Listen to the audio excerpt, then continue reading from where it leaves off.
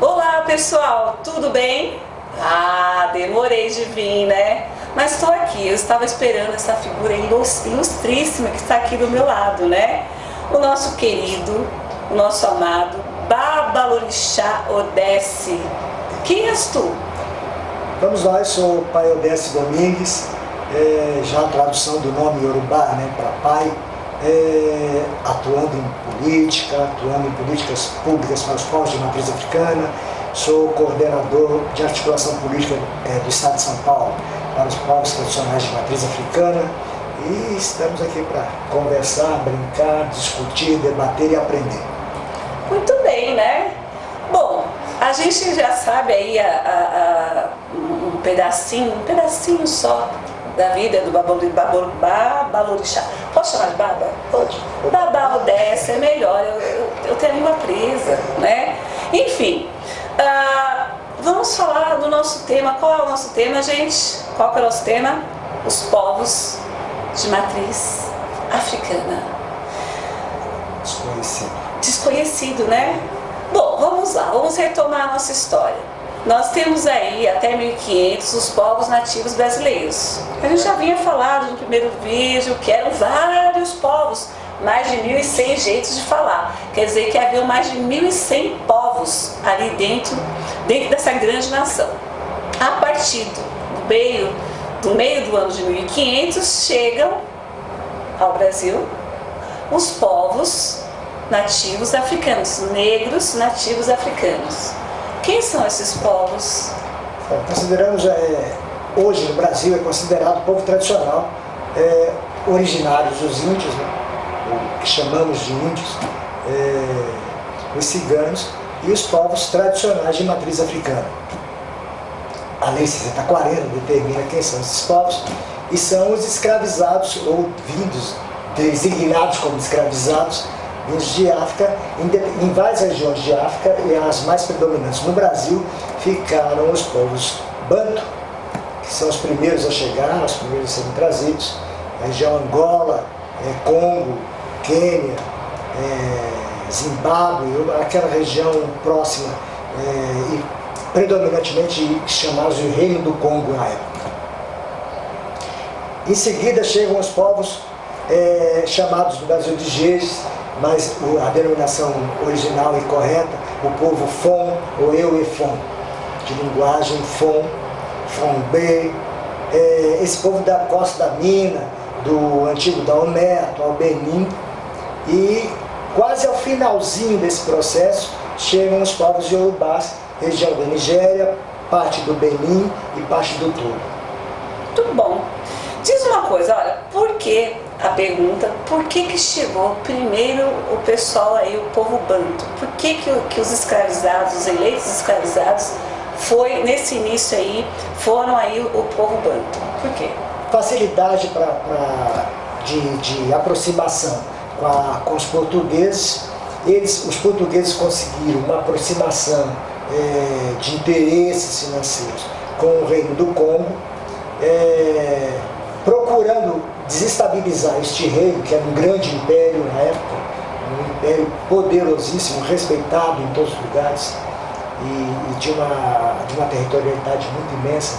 Então, o governo português, com interesses escusos ali, interesse em apropriações de terra, interesse em apropriação de riquezas, de minérios, tentou diluir esse império, tentou desmontar esse império, fazendo uma aproximação a princípio simpática, e percebendo que havia alguns conflitos de algumas etnias, né, na época, aumentava esses confrontos para tirar poder de um outro e enfraquecer a região plena do Congo.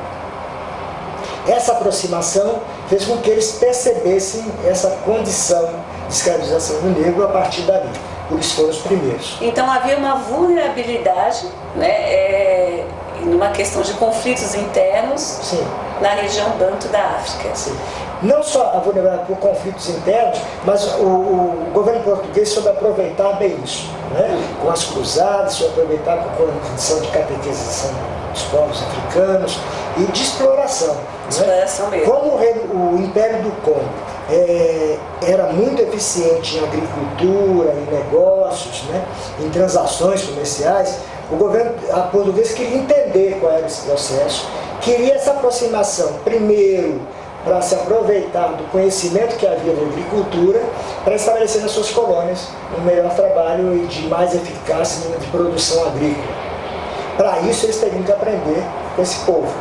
Percebendo a fragilidade, a partir daí, percebendo essa fragilidade e abrindo essa expectativa, essa condição, né, de mercadoria, ou trabalhar com mercadoria humana, eles se aproveitaram disso e enfraqueceram o governo, aproveitando as guerras internas, aproveitando o conhecimento do povo do Congo, do povo banto, e aproveitando a condição de mercado para a escravização. Ah, entendi. Então havia também uma tecnologia, tanto do ponto de vista do lidar com a terra, né, do plantar, a tecnologia do cultivo, né, como também a tecnologia de trazer o comércio, de expandir o comércio, né? Sim. Interessante. O Império do Congo eram os grandes da época e tinha uma grande riqueza, porque eram mercadores de sal, os grandes mercadores de sal na época, e esse conhecimento da agricultura, com tubérculos, né, inhame, com pimenta, especiarias, negociavam muito isso toda hora. Era dinheiro, era moeda, né? Muito dinheiro. Era moeda, né? De certa forma, moeda, muito bom. Agora sim, por que vieram o povo Yorubá, né? Por que veio esse povo depois e não veio junto com o Banto? Qual foi aí? O processo de vinda dos escravos, ou escravizados, né? Eu nem considero escravos, mas escravizados, como se usa o termo no Brasil. Depois, os negros fomos, né? E o povo do Costa da Mina, Costa do Marfim, do Benin, né, que é chamado Euefon, de linguagem Fon, e os Yorubás, foi um conflito também entre os dois povos, né? Entre os Yorubás, o povo Igbo e o pessoal de Queto, da cidade de Queto, que pertencia ao Império de Oió, além desse atrito interno na região de Nigéria, Togo e parte do Benin, o conflito interno entre os Yorubás e Igbos, havia também essa proximidade da cidade de Queto com o Benin, e criou uma guerra entre eles, os povos Fon, Fonbé e os Yorubás. E já fugindo dos Igbos, né, se apoderaram da região de Queto, criaram o maior conflito por terras e por condição de divisas, né, da cidade, limitados ali pelo povo Fon. E ao mesmo tempo, impostas pelo crescimento do reino de Oió, o governo português também se percebe que havia esse atrito. Os bantos, para se livrarem da perseguição, de aprisionamento, captura do seu povo, começa então a aproveitar o espaço dessa guerra dos dois povos iorubás, os Igbos com conflito com os Fons, aproveitando desses prisioneiros de guerra para trazerem escravizados.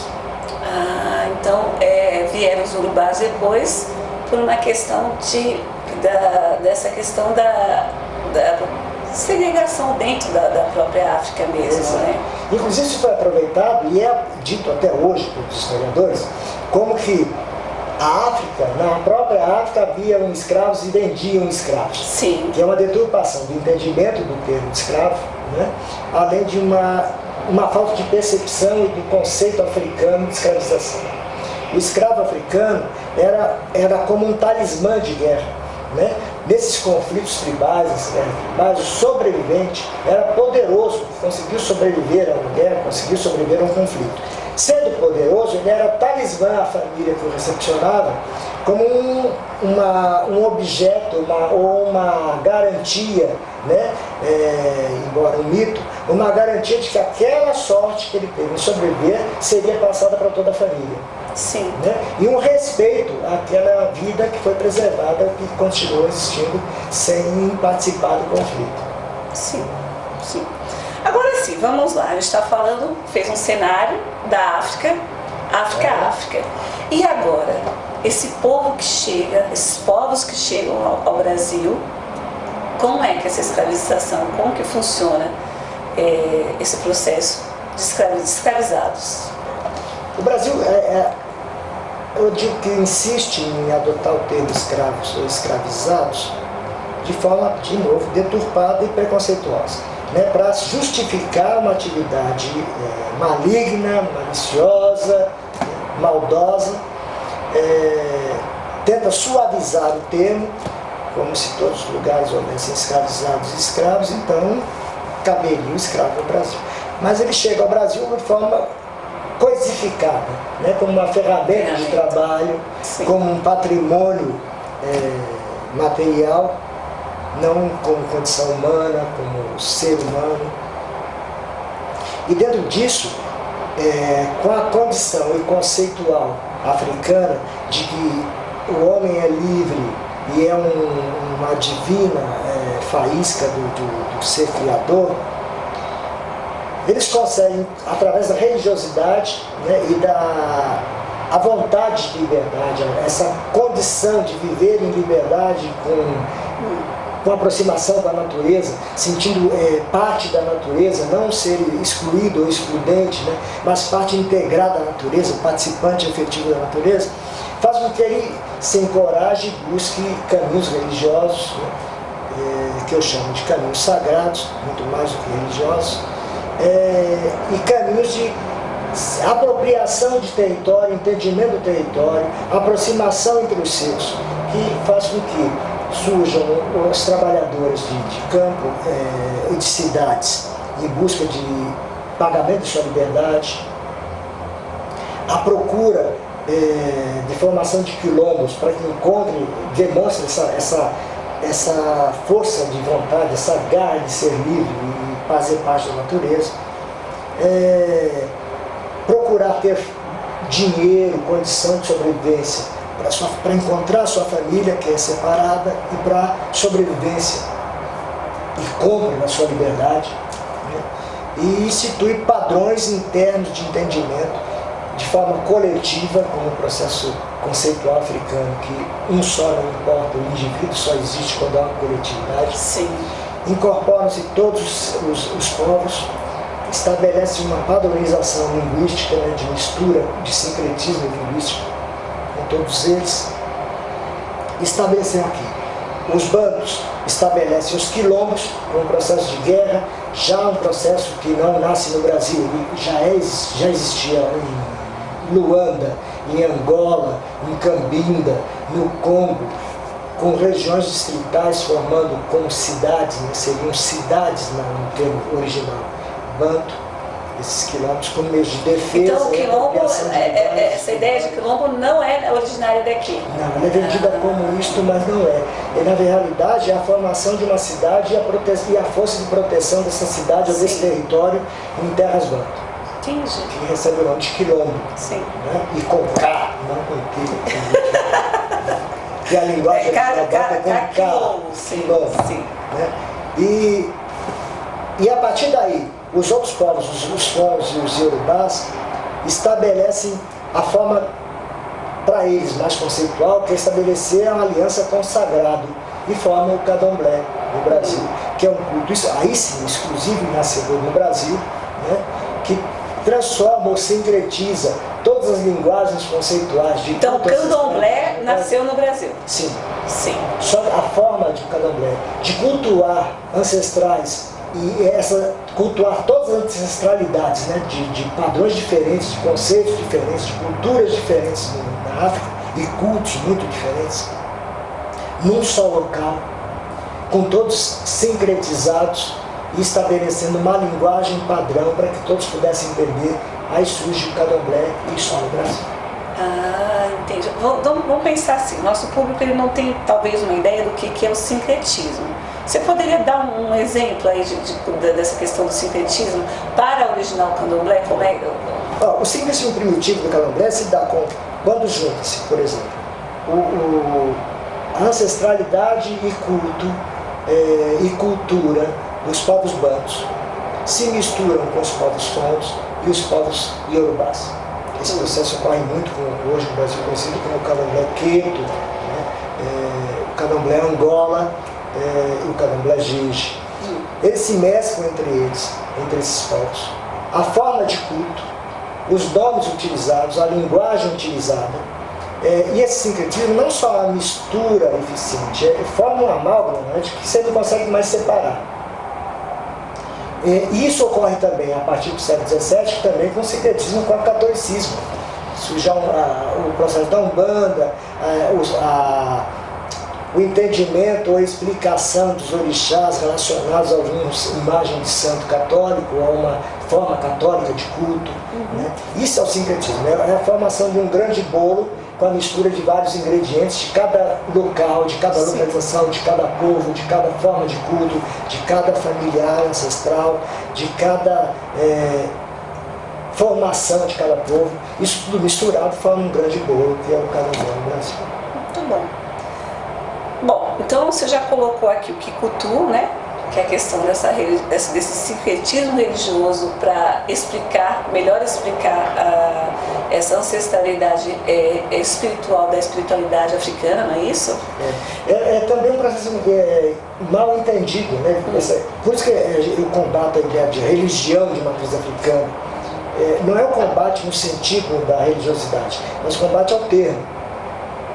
Porque a maioria de povos africanos tem um conceito de respeito e culto ao seu ancestral. E esse ancestral físico, genético, não religioso ou espiritual, como alguns entendem. Esse processo de religiosidade, da condição espiritual, de culto à religião por conta da alma, do espírito ou de uma santidade, ele só é entendido a partir do conceito judaico-cristão e não do conceito africano. O conceito africano eu cultuo aquele que me originou. Né? Como o grande Deus, a grande divindade absoluta entre todos os povos, cada um tem uma denominação, um nome, né, e uma forma conceitual de existência, mas ao que ele origina. E o ser humano que é originado por eles é que determina esse culto à ancestralidade, e não só a condição espiritual. Entendi. Então, assim, uma coisa que me chamou a atenção, gostei da sua explicação, né? Porque, assim, quando a gente fala de ancestralidade, eu estou honrando, né? Quem me permitiu estar aqui, quem me permitiu existir. E não só aquele mais próximo, como a minha mãe, o meu pai, mas o meu bisavô, meu tataravô, e por isso que aí onde vem aí a razão de existir o Desvendando a África do Brasil, né? Buscar essa identidade, né? Da onde eu vim, quem eu vim, a quem eu devo cultuar, né? Esse culto à ancestralidade, a gente explica isso, né? A maioria dos sacerdotes explica. O candomblé cultua a natureza e a ancestralidade, mas percebe na hora de entender isso no processo judaico-cristão, que não é o mesmo conceito africano. O conceito africano de culto à ancestralidade é aquele que me deu origem. Sim. Né? E o que me deu origem é um ser real. Não só espiritual, mas ele também me deu origem física. Eu só existo de forma física, não é? A partir de um protótipo. Não é? O Adão e Eva do conceito judaico, para nós é meu pai e minha mãe, não é? Original, que deu origem ao meu avô, bisavô, tataravô, essa sequência. A este eu cultuo. E isso é o básico de todas as tradições africanas. O culto aos ancestrais dos povos bantu, do povo fon, o povo iorubá, não é? Que é o que provoca essa união do candomblé. Essa base do culto, essa base de culto à ancestralidade faz com que a gente consiga se entender, né? e conceituar de maneira globalizada.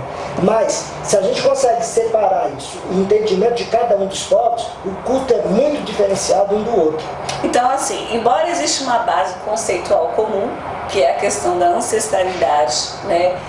O culto à ancestralidade, não apenas, não voltando para a questão física, na questão espiritual, né? Mas a questão física, né? O passado, os avós, e os antes dos avós, né? Sim. Então seria uma árvore genealógica a ser cultuada, ancestral, e que eu, por exemplo, vou ter esse culto dos meus descendentes, né? Então, assim, não há só uma relação proveniente. O conceito básico do que cultua hoje, não importa aí qual seja a linha, é essa. Agora, o modo de cultuar tem distintas formas. Sim. O povo banto, por exemplo, eu não falo com propriedade sobre os outros povos, eu sou iorubá, né, o que fala a partir de conversas com sacerdotes e cultuadores de outros povos. O povo banto, por exemplo, região de Angola, Quênia, Zaire, África do Sul, Congo, esse povo cultua a ancestralidade a partir da natureza, o elemento da natureza que dá origem à sua formação física, né, ou à sua família. O povo Fon cultua a ancestralidade a partir da natureza e do ser físico que gerou a sua família. O povo Iorubá cultua o ser espiritual que deu origem ao corpo físico, ao ser físico também cultuado, né, que deu origem à sua ascendência. Sim. Né? Então, no caso, eu como Iorubá, eu sou filho de Odé. O primeiro ser que foi criado sobre a terra, como Odé, o caçador, o provedor de alimentos, né, origina toda a minha descendência. Sim. E sou eu, será meu filho. Por isso que em terras africanas, na terra da Nigéria, parte do Benin, parte do Togo, esses orixás, que como são falados no Brasil, que só os iorubás cultuam, os outros povos não cultuam, embora sejam do candomblé, não cultuam orixás. Os orixás têm famílias sanguíneas, né, cultuadas, reverenciadas, hoje em África, e no Brasil isso só é contextualizado com condição espiritual. Não mais física. Entendi. Então isso já muda, né? Interessante, não sabia disso. Por isso que é importante que você esteja aqui para esclarecer para nós. E é bom isso, esse esclarecimento. Muitas pessoas entendem o candomblé como um culto único, o que não é verdade. É um culto que engloba 3 povos distintos no Brasil, né? Os 3 povos com maioria que chegaram ao Brasil. Além disso, o linguajar de candomblé é totalmente diferente do que a população conhece, usa muito a ideia e o conceito iorubá, que foram os últimos povos, então tiveram mais evidência, né? Mas a utilização cotidiana da linguagem banto, que não é tão utilizável no candomblé da forma popular, ele é muito maior, né? E a consequência dele sobre a língua portuguesa é muito mais abrangente do que a linguagem iorubá. Né? E talvez essa separação também tenha conseguido fazer essa produção religiosa, essa separação religiosa. Sim. Do que é sagrado para os povos de matriz africana e não religioso. E nessa confusão, as pessoas não entendem bem os nossos processos. O processo de quem somos, como somos, o que entendemos, quais são os conceitos de cada povo, e nos percebem como se fôssemos únicos, né? Únicos. E únicos de uma maneira também distorcida, né? Muito estereotipada, né? Pejorada. Né? O racismo provocou isso, né? Por ser um povo tido no Brasil como sem civilização anterior, sem cultura, né? Somos filhos e descendentes de escravos, né? Objetos. Filhos e descendentes de Nem escravos, gente é. objetos, ferramentas de trabalho. Então, não há uma história, não há uma cultura que se permita falar da gente. E só assim se deve dizer que os portugueses trazem os negros bantos como condição civilizatória de aproveitamento de agricultura. Isso significa que a agricultura foi ensinada pelos povos bantos. Ora, se eu digo que esse processo civilizatório já ocorria antes, eu tenho que desmentir tudo que os brancos nos ensinam. Para desmentir o que a força dominante acredita ou prega, eu tenho que acabar com esse povo que provaria o meu desmentido. Né?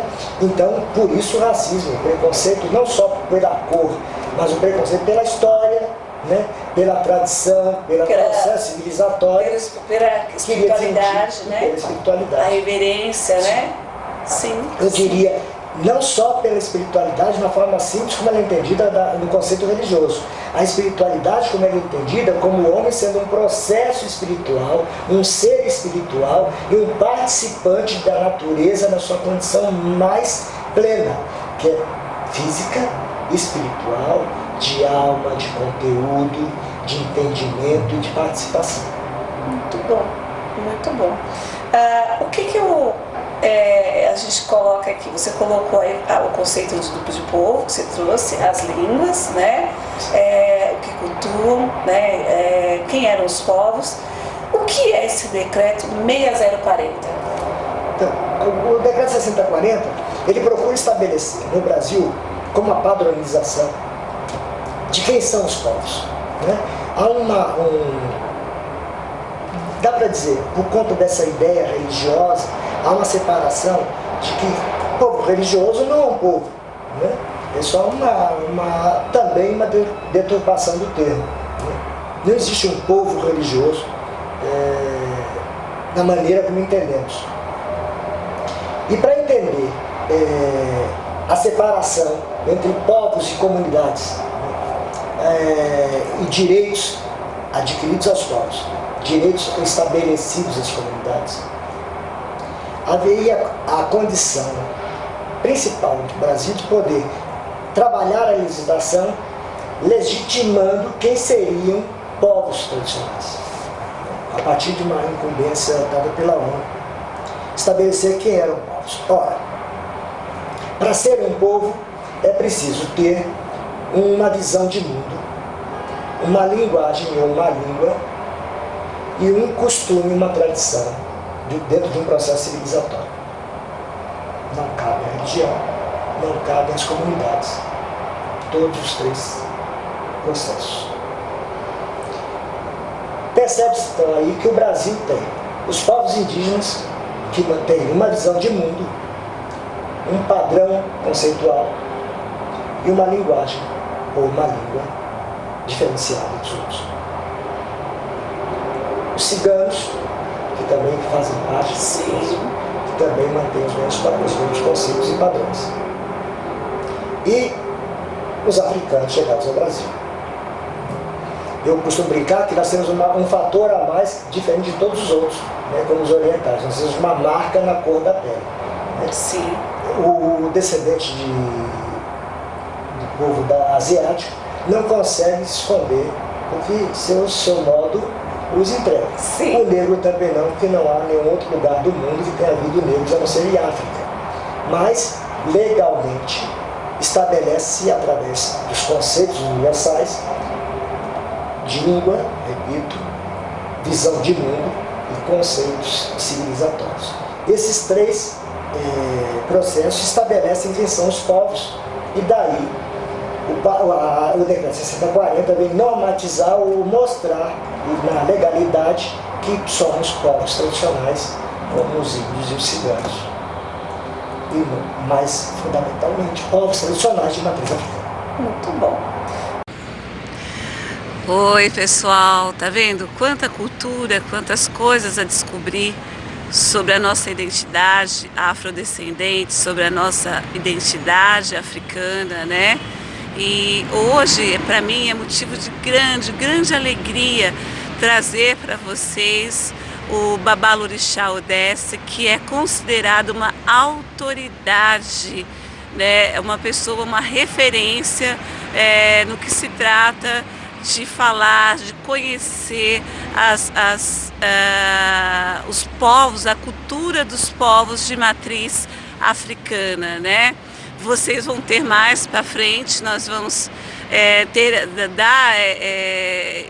ele vai nos dar a oportunidade de conhecer mais sobre isso, e o Babalorixá Odesse concorre agora a deputado federal, 9066, 9066 é o número da legenda dele, né, é uma representação da identidade africana no Congresso, né, e é uma opção também. Normalmente, e é certo que nós, enquanto organização que preza aí pela questão da identidade, a gente é um movimento, de certa forma, política. Nós não temos um partido enquanto organização, a Desvendando a África do Brasil, mas eu acho que é interessante a gente trazer uma opção que representa a identidade da África do Brasil, e essa pessoa, esse Babalorixá Odesse, essa autoridade, a que eu agradeço muito, traz essa representação. Então é uma opção. É uma opção, esse candidato no meio de tantos outros, né, que tem aí e que a gente não conhece, ou até conhece e faz, às vezes até desenvolve um trabalho, mas é interessante, um bom trabalho, mas é interessante também que a gente veja aí um outro lado, e dê a oportunidade também para quem milita, para quem faz um ativismo, buscando a preservação da identidade, valorizando ela, né? Trazendo para a contemporaneidade uma história ancestral, tá? Então fica aí a opção para vocês, tá? E até a próxima, tá, pessoal? Ele vai voltar de novo, vocês vão saber mais, tá? Obrigada.